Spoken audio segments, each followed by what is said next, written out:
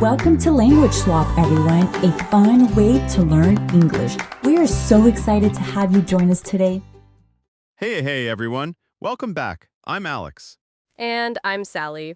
Today we're tackling one of the most confusing grammar traps in English, have been versus have gone, and the simple past hiding right behind both of them. If you've ever said, I have been to the store when you meant you're still there, or frozen completely deciding between I have been and I was, this episode is for you. By the end of today, you'll actually understand why these three options exist instead of just picking one and hoping. And I have a story involving my brother-in-law being confused by something I said.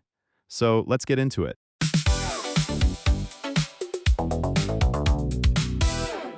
Your brother-in-law was confused by your English? Now I need this immediately. I called him once and said I have been to Peru, meaning I'd traveled there and come back. That sounds correct to me already. Except 2 sentences later, still talking about the same trip. I said I have gone to Machu Picchu, and he asked, confused, wait, are you still there right now? He genuinely thought you might still be standing on a mountain in Peru. And honestly, his confusion was completely fair, because I'd used the 2 phrases as if they meant the exact same thing, when they actually don't at all. Okay, so this is exactly the trap we're untangling today, because have been and have gone look almost identical but carry completely opposite information about where you currently are. So there's a real meaningful difference, not just a stylistic one. A genuinely important one, have been to a place means you went there and you've already returned. The trip is finished and you're back home now. And what about have gone then? Have gone means you went there and you're still there right now. Or at least you haven't returned yet, as far as the listener knows. So if I say she has gone to the store, she's currently at the store. Exactly, but if I say she has been to the store, she went and she's already back home with the groceries. That distinction is so small in the words themselves, but so big in the actual meaning. It really is. One tiny word, been versus gone, completely changes whether the person is standing next to you or standing on a completely different continent. Give me a pair side by side so I can really hear it. He has been to Japan 3 times. He traveled there 3 separate times. And each time he came back, the sentence describes his life experience. He has gone to Japan. He left for Japan, and as far as we know, he's still there. He hasn't come back yet. Exactly that contrast, and it explains why your brother-in-law was confused, because in your first sentence, you were clearly back home, and in the second sentence using gone, you accidentally implied you were still up on that mountain. I basically time-traveled myself back to Peru with one wrong word. A very efficient way to worry your brother-in-law, honestly. I want to share another story here too, actually, because I think it shows how this confusion goes even deeper for some learners. Please tell me I need to hear this. I know someone who wrote in a work email, I have been to the client meeting yesterday, trying to explain that she'd already attended it.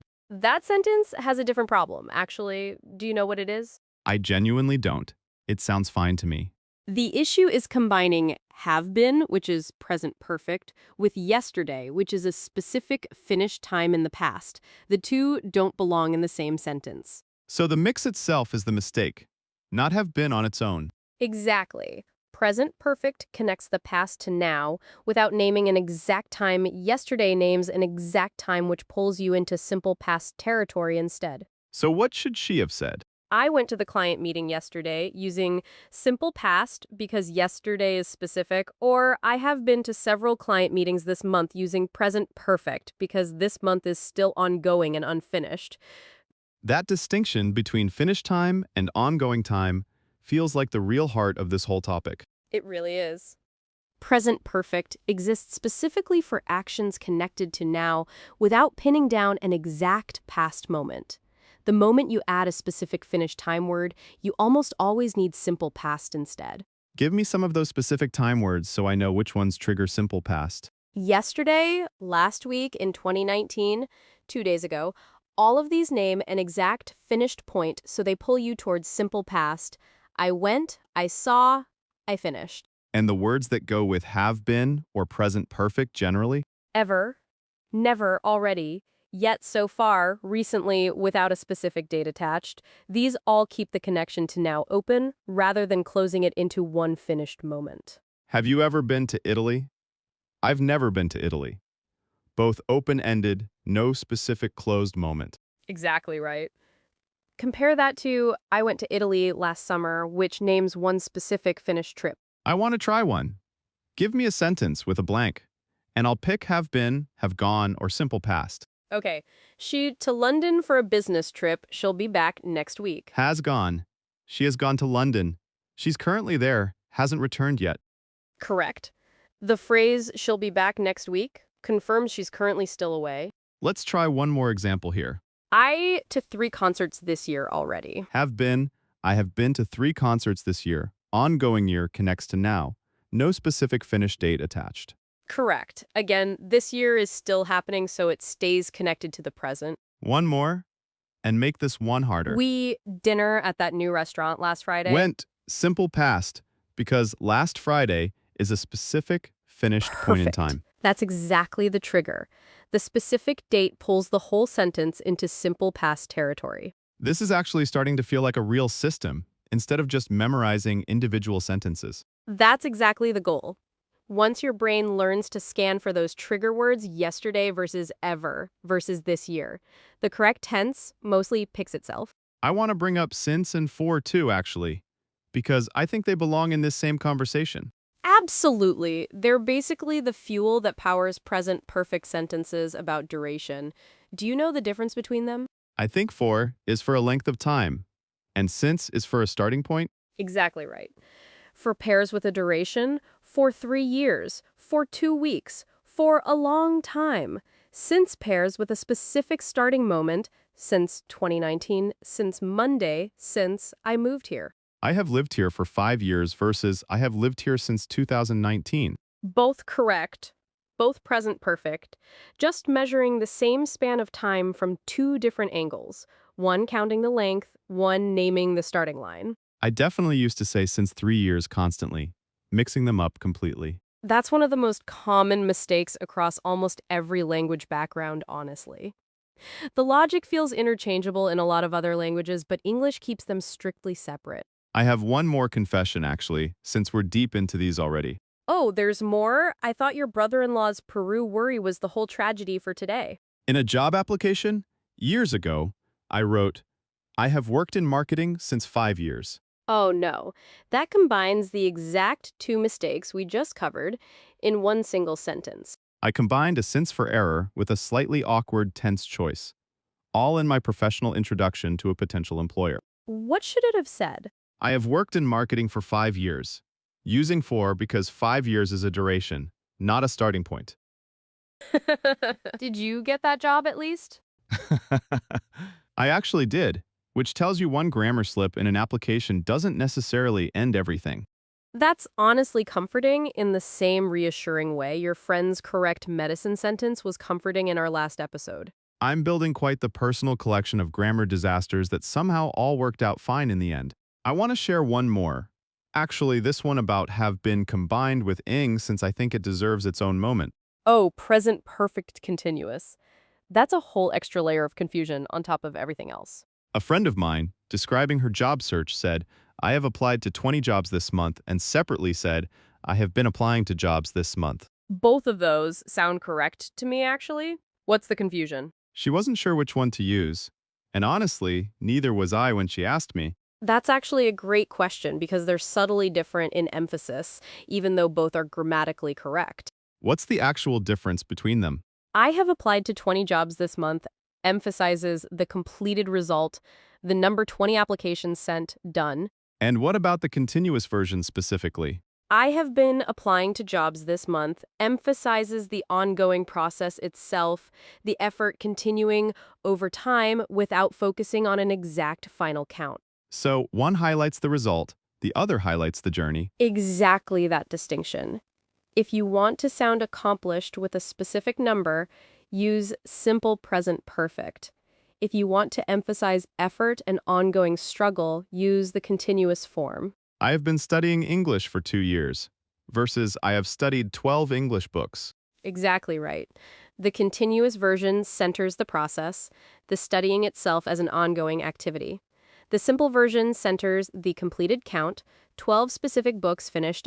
That distinction is honestly one of the more subtle ones we've covered today. It is, but it's incredibly useful once it clicks, especially for describing your own learning journey, which is something literally everyone listening to this podcast is doing right now. I have been learning English for 6 months. Sounds so much more human than trying to force an exact achievement number into the sentence. It really does. Sometimes the process itself, the continuing effort, is the actual accomplishment worth naming, more than any specific finished result. Let's cover a few more common phrases people mix up constantly, since concrete examples usually help this settle into instinct faster than the rule alone. Have you ever tried sushi? Present perfect, open-ended life experience question, no specific date attached. I tried sushi last month for the first time. Simple past, because last month names one specific finished moment. She has been working here since March. Present perfect, continuous, ongoing action, starting point named. She worked here for 2 years before she moved. Simple past, because the whole period is now finished and closed. They have gone camping this weekend. They're currently away camping, haven't returned yet. They went camping last weekend. Simple past, the trip is completely finished and they're already I back. think the pattern clicking hardest for me now is this. If the time is still open or unspecified, use present perfect. If the time is closed and named specifically, use simple past, and separately been means returned, gone means still away. That's a genuinely excellent summary. Open time versus closed time, plus the separate returned versus away distinction for been and gone specifically. Write that one down. That might be the clearest version of this entire notoriously confusing topic. We really did just build another entire episode around one clean distinction, the same way we did with do, make, get, and take. Turns out grammar rules genuinely do simplify, once you find the right lens to look through them. I want to add one more category before we wrap up. A few fixed expressions using present perfect that don't map neatly onto the open versus closed time logic. The ones where English just gives up on being consistent again. Exactly those. I have had enough. Doesn't name a specific open or closed time. It's simply a fixed expression of frustration existing outside the pattern. Have you got a minute? Also doesn't fit the timeline logic cleanly. It's just a fixed, polite way of asking for someone's attention. I've always wanted to visit Japan. This one actually fits, since always keeps the timeline open and connected to now, right up to this very moment. Have a good day. Doesn't fit the pattern at all.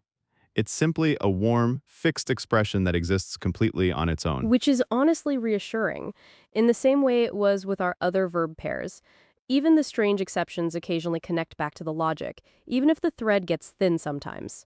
I think what I'm taking away from this whole episode is that have been, have gone, and simple past aren't actually competing randomly for the same sentence. They're each answering a slightly different question about time and location. That's true of so much of English grammar. Honestly, not illogical, just organized around questions your first language might not have asked in quite the same way. Is the time still open, and is the person still away? I'm going to be thinking about those two questions every time I open my mouth for the next week. Probably slowing myself down considerably in the process. Good. That slower, more careful thinking is exactly the kind of awareness that eventually turns into instinct, the same way it did for your friend who got the medicine sentence perfectly right on her first try.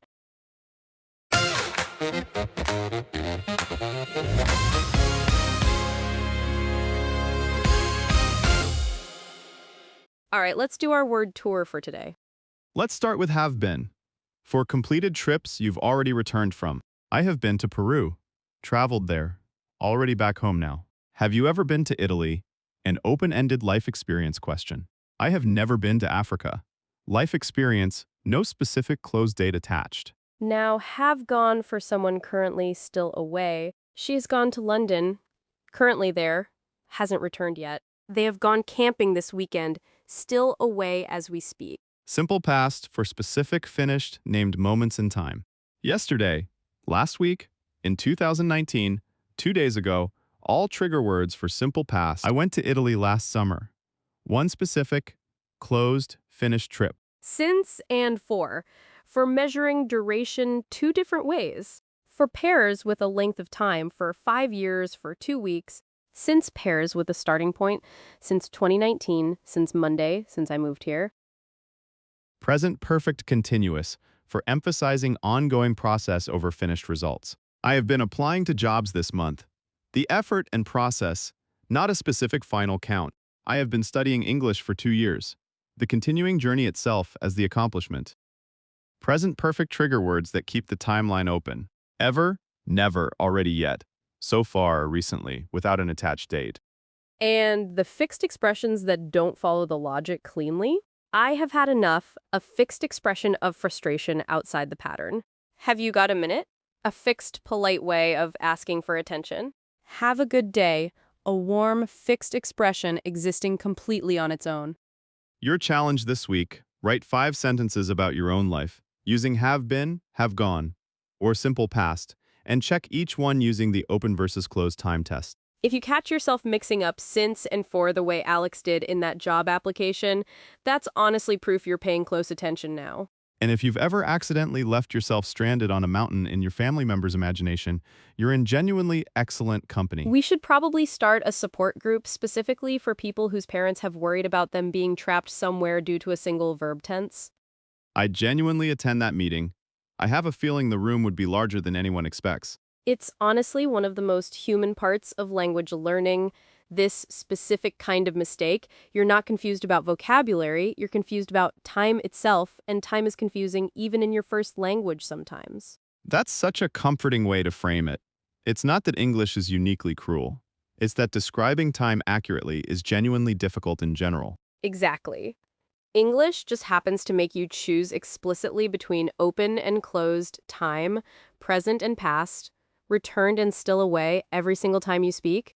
Whereas in a lot of other languages, that choice gets blurred together more naturally, so it feels invisible until you have to translate it into English specifically. Which is why episodes like this exist, honestly. Not because you're doing something wrong, but because you're learning to make distinctions your native language never forced you to make explicitly. I think that reframe alone might help people more than any of the grammar rules we actually covered today. Maybe, or maybe it just makes the grammar rules feel less like a personal failure and more like learning a new way of seeing time itself. If today's episode cleared up something you've been guessing at for years, share it with someone who needs the exact same clarity. Thanks so much for listening, everyone. We'll see you in the next episode.